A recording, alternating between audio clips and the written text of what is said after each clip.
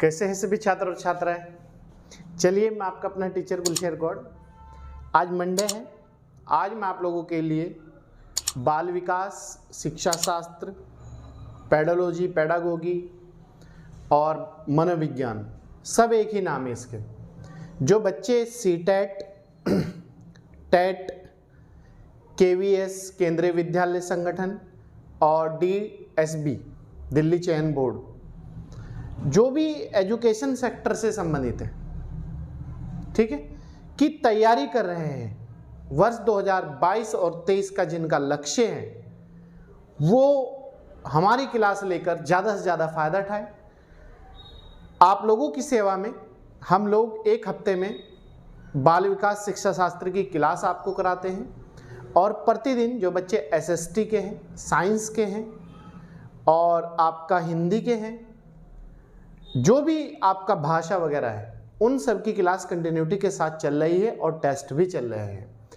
तो आप लोग इसका ज़्यादा से ज़्यादा फ़ायदा उठाइएगा और ज़्यादा से ज़्यादा जुड़िएगा। और अगर आपको हमारी वीडियो अच्छी लगी और अच्छी लगती है, आप कंटिन्यूटी के साथ अगर जुड़ते हैं, तो आप इस चैनल को सब्सक्राइब कर लीजिएगा, लाइक और शेयर ज़्यादा से ज़्यादा करेंगे। तो आइए देखते हैं आज का हमारा जो टॉपिक है, वो टॉपिक नंबर 21 है। टॉपिक 21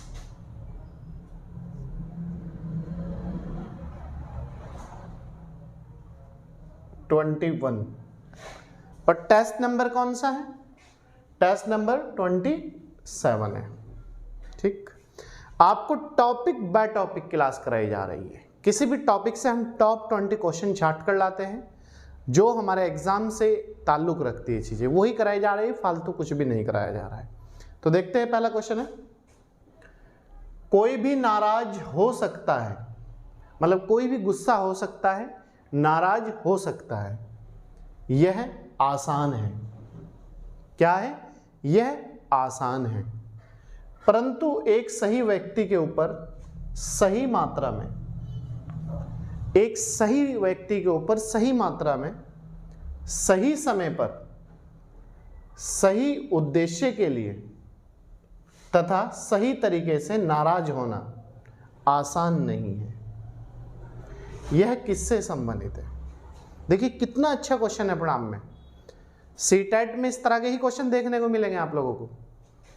कोई भी नाराज हो सकता है, यह आसान है, मतलब बिल्कुल आसान है। कोई किसी से नाराज हो जाए, रुष्ट हो जाए, कोई दिक्कत वाली बात नहीं है। परंतु एक सही व्यक्ति के ऊपर सही मात्रा में, सही समय पर, सही उद्देश्य के लिए तथा सही तरीके से नाराज होना आसान नहीं है। अगर कोई व्यक्ति गलत नहीं है तो उस पर नाराज होना आसान नहीं है। यह किससे संबंधित है? ए, संवेगात्मक विकास से, बी, सामाजिक विकास से, सी, शारीरिक विकास से। बताइए किससे संबंधित है? ये जो है संवेगात्मक विकास से संबंधित है। ठीक है। क्वेश्चन नंबर 2, ब्लूम की टैक्सोनॉमी की पदानुक्रमित व्यवस्था है। जो ब्लूम थे, उनकी जो टैक्सोनॉमी थी, उसकी जो पदानुक्रम व्यवस्था जो उन्होंने दी है, सीक्वेंस जो दिया है, वो क्या है? उपलब्धि लक्ष्यों, मतलब जो बच्चा उपलब्धि पाता है और जो लक्ष्य प्राप्त करता है। पठन कौशल, जो पढ़कर सीखता है, टैलेंट आता है उसके अंदर। संज्ञानात्मक उद्देश्य, जो ज्ञान उसे प्राप्त होता है, संज्ञानात्मक उद्देश्य। तो ब्लूम की जो टैक्सोनॉमी की पदानुक्रमित व्यवस्था है, वो है संज्ञानात्मक उद्देश्य। ठीक है।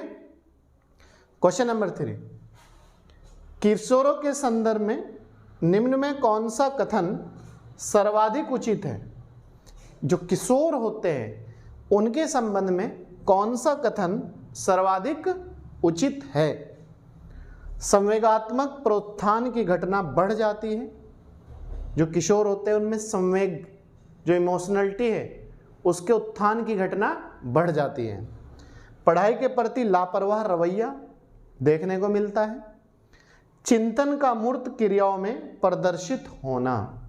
दो चीजें होती है, मूर्त जो हम प्रेजेंट में देखते हैं, अमूर्त जो हम इमेजिन करते हैं, जो हम सोच सकते हैं। तो चिंतन का मूर्त क्रियाओं में प्रदर्शित होना, जो वो देखते हैं उसे ही राइट रॉन्ग समझते हैं। तो इसमें क्या है, किशोरों के संदर्भ निम्न में कौन सा कथन सर्वाधिक उचित है? तो सबसे ज्यादा जो उचित है इसमें आप बताइए कौन सा है? Very good.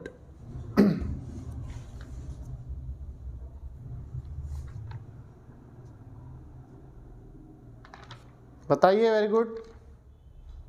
इसमें सबसे ज्यादा जो उचित है वो है संवेगात्मक प्रोत्थान की घटना बढ़ जाती है। ए राइट आंसर हो जाएगा हमारा।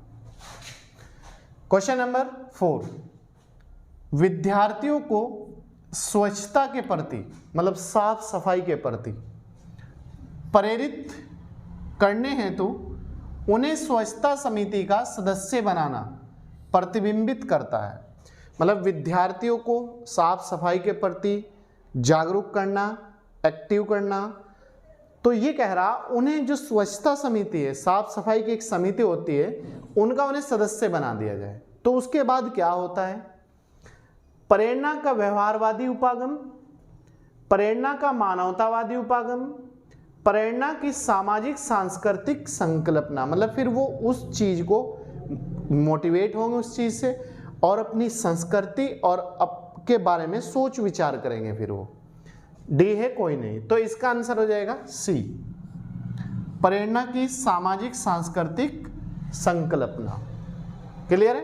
क्वेश्चन नंबर 5, एक आंतरिक बल, दो चीजें होती है, एक होती है एक्सटर्नल मोटिवेशन, एक होता है इंटरनली मोटिवेशन। आंतरिक बल प्रोत्साहित करता है और व्यवहार प्रतिक्रिया के लिए बाध्य करता है, उसे विशिष्ट दिशा उपलब्ध करता है।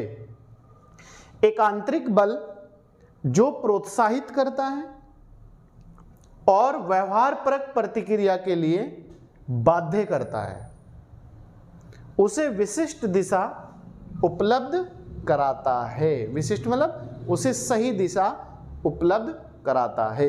ए अभिप्रेरणा मतलब जो मोटिवेशन है उसके अंदर, संवेग इमोशनलिटी, सी वचनबद्धता। बताइए, वेरी गुड। इसका आंसर क्या होगा?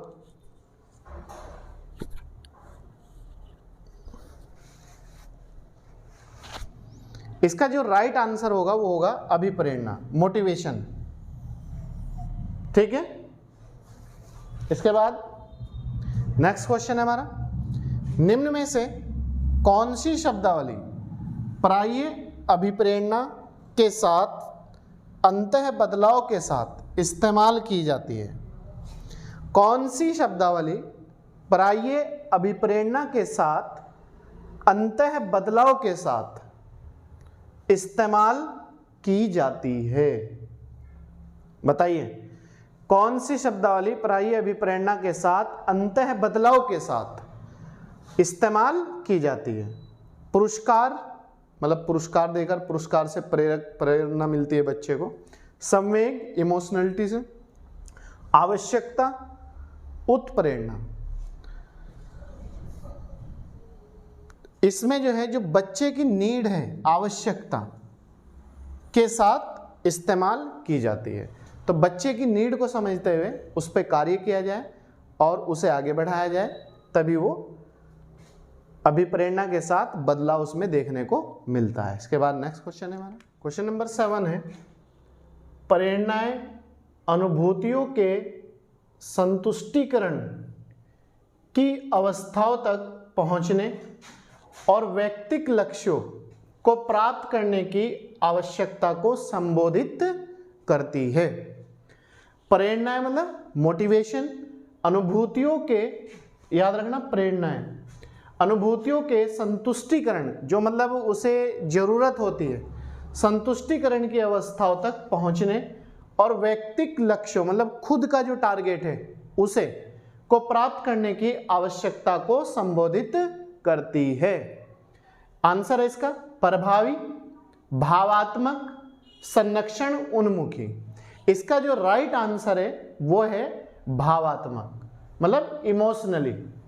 जो प्रेरणाएं होती है वो व्यक्ति के लक्ष्य को इमोशनलिटी के साथ प्राप्त करने में व्यक्ति को सफल बनाती है, उस तक पहुंचाती है और वो अपना मुकाम हासिल करता है। क्वेश्चन नंबर 8, सीखने की प्रक्रिया में अभिप्रेरणा क्या है?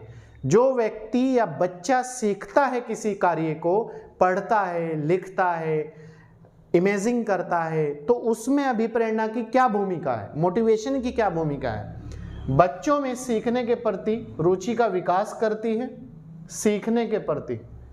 बी, पिछले सीखे हुए को नए अधिगम से अलग करती है। ए और बी दोनों। डी केवल प्रथम।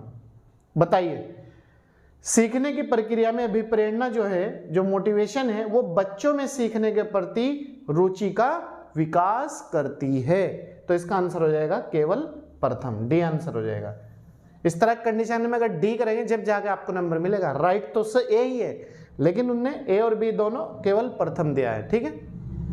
क्वेश्चन नंबर 9, डॉट डॉट को एक अभिप्रेरित शिक्षण का संकेतक माना जाता है। मतलब किसे एक अभिप्रेरित, मतलब मोटिवेशन करने वाला शिक्षण का संकेतक या संकेत या चिन्ह माना जाता है? ए, कक्षा में अधिकतम उपस्थिति, मतलब बच्चे अगर कक्षा में ज्यादा उपस्थित हो रही है, अधिकतम हो रहे, वो एक संकेत है। विद्यार्थी द्वारा प्रश्न पूछना। सी, कक्षा में एकदम खामोशी। तो डॉट डॉट को एक अभिप्रेरित शिक्षण का संकेत माना जाता है कि बच्चे मोटिवेट हो रहे हैं, सही डायरेक्शन में जा रहे हैं, सही पढ़ रहे हैं, बच्चों के अंदर जिज्ञासा आ रही है। तो इसका आंसर हो जाएगा बी, विद्यार्थियों द्वारा प्रश्न पूछना। अगर बच्चे अब टीचर से प्रश्न पूछते हैं तो इसका मतलब वो पढ़ भी रहे हैं, वो समझ भी रहे हैं और वो अपनी समस्याओं का निदान भी करना चाह रहे हैं और आगे भी बढ़ना चाह रहे हैं। क्लियर? क्वेश्चन नंबर 10, निम्न में कौन सी विशेषताएं आंतरिक रूप से अभिप्रेरित बच्चों के लिए सही नहीं है? जो इंटरनली अभिप्रेरित होते हैं बच्चे, उनके लिए कौन सी एक विशेषता या कौन सी एक बात या कौन सा एक पॉइंट सही नहीं है? उन्हें कार्य करने में आनंद आता है, मतलब जो भी वो काम करते हैं उन्हें इंटरेस्ट आता है। दूसरा, वे कार्य करते समय उच्च स्तर की ऊर्जा प्रदर्शित करते हैं। जब वो काम करते हैं कोई भी, तो उनमें हाई लेवल की एनर्जी काम करने की कि जल्दी मैं इस काम को पूरा कर लूं, अपना अचीवमेंट, अपना लक्ष्य, अपना टारगेट जल्दी प्राप्त कर लूं, तो उनमें एक ऊर्जा रहती है। वे चुनौती भरे कार्यों को पसंद करते हैं। वो ज़्यादा जो चुनौती जोखिम भरे काम होते हैं उन्हें पसंद करते हैं करना।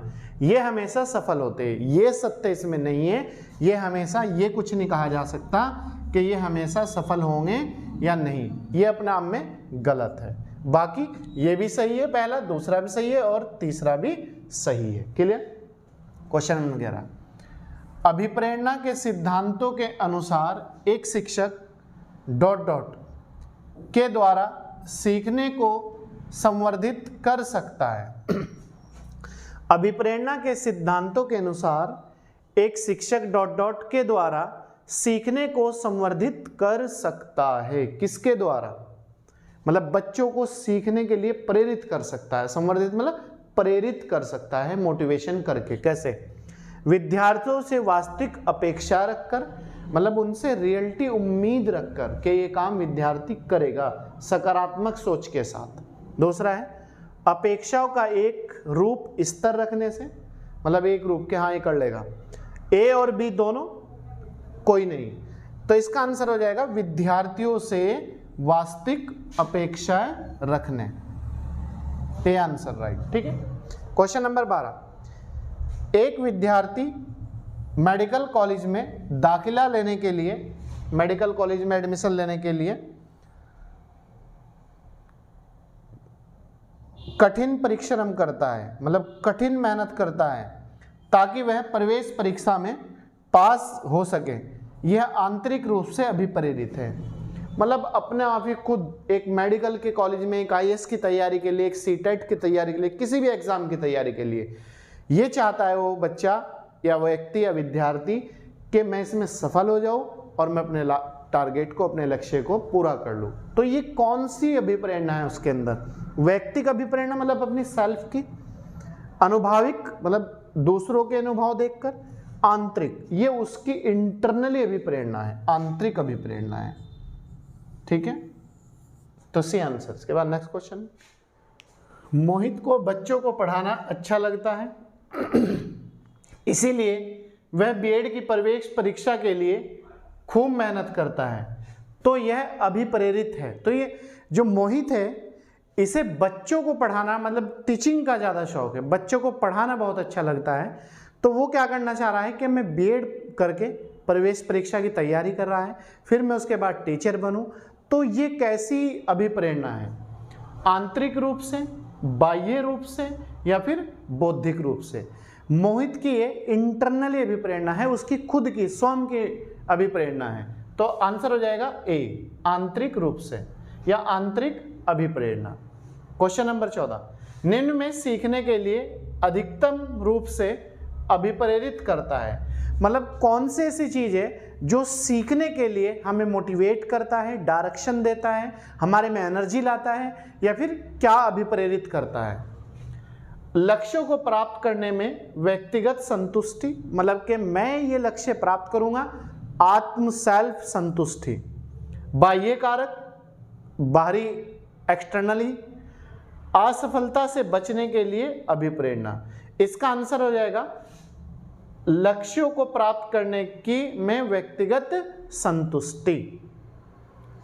क्वेश्चन नंबर 15, उपलब्धि प्रेरणा क्या है? उपलब्धि, अचीवमेंट क्या है? असफलता से बचना लगातार, मतलब असफलता से लगातार बचना, कि मुझे फेल ना हो जाऊं, मैं डर बना रहना। चुनौतीपूर्ण कार्यों में डटे रहना, ए और बी दोनों, डी कोई नहीं। उपलब्धि अभिप्रेरणा, जो अभिप्रेरणा होता है, जो मोटिवेशन होता है, वो क्या करता है? हमें चुनौतीपूर्ण कार्यों को करने पर बल देता है, मोटिवेट रखता है। तो इसका आंसर हो जाएगा बी, चुनौतीपूर्ण कार्यों में डटे रहना। क्वेश्चन नंबर 16, निम्न में कौन सा तत्व बाह्य अभिप्रेरणा में सहायक नहीं है? कौन सा ऐसा तत्व है जो बाह्य एक्सटर्नली जो मोटिवेशन होता है हमारा, उसमें हेल्प नहीं करता, उसमें सहायता नहीं करता, उसे आगे नहीं बढ़ाता? पुरस्कार, आदर्श मतलब बड़े लोगों के आदर्श, जैसे गांधी जी है, नेहरू जी है, अंबेडकर जी है, सरदार वल्लभ भाई पटेल जी है, इनके आदर्श, प्रशंसा, निंदा। तो इसमें जो है बाह्य अभिप्रेरणा में जो सहायक नहीं है वो है निंदा। बाकी ये भी सहायक है, प्रशंसा भी, आदर्श भी सहायक है और पुरस्कार भी सहायक है। ठीक है, क्वेश्चन नंबर 16,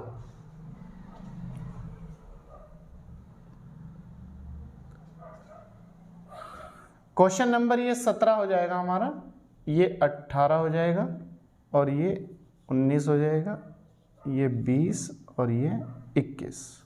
ठीक है, तो क्वेश्चन नंबर 17 है, सीखने में अभिप्रेरणा का स्थान महत्वपूर्ण है क्योंकि इससे बालकों में, मतलब जो बच्चा सीखता है, जो करता है कार्य, किसी भी काम को जो करता है, उसमें अभिप्रेरणा का स्थान महत्वपूर्ण है क्योंकि इससे बालकों में, जो बच्चे हैं, छात्र और छात्राएं, उनमें क्या होता है?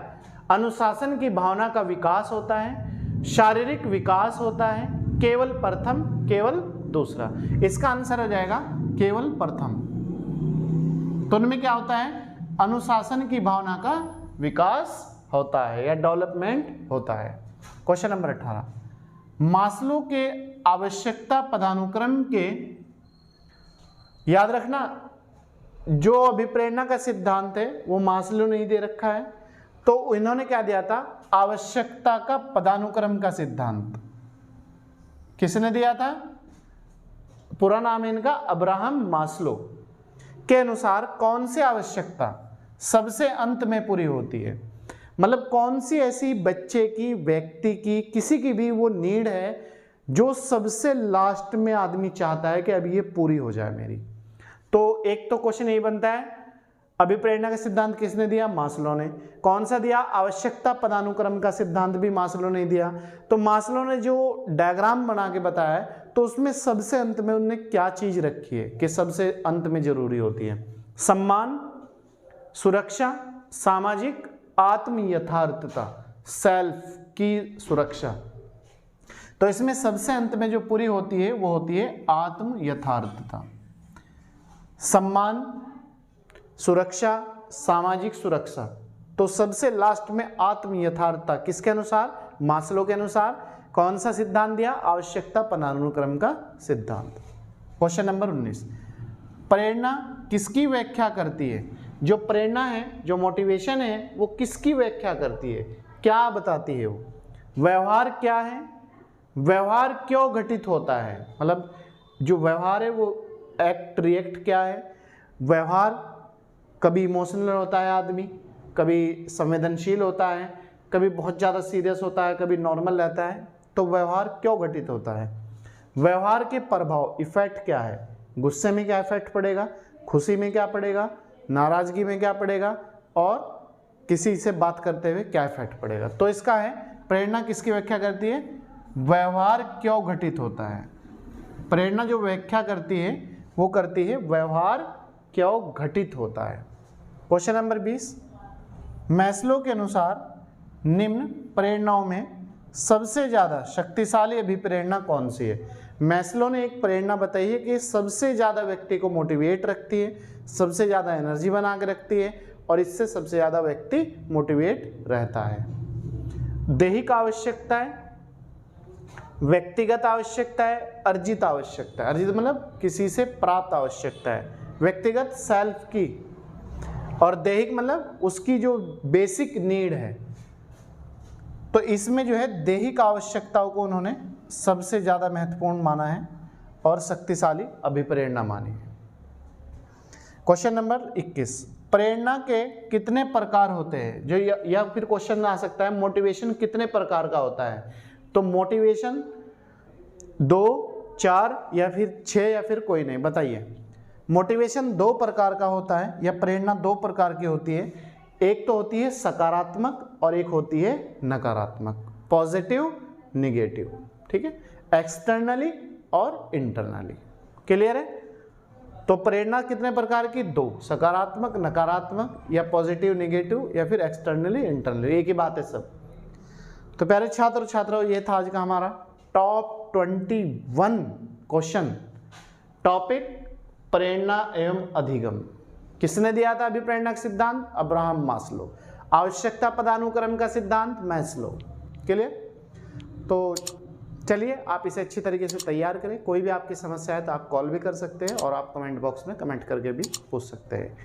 चलिए मिलते हैं आपसे नेक्स्ट वीडियो के साथ, नई एनर्जी के साथ। तब तक आप अपना ध्यान रखिएगा। Thank you.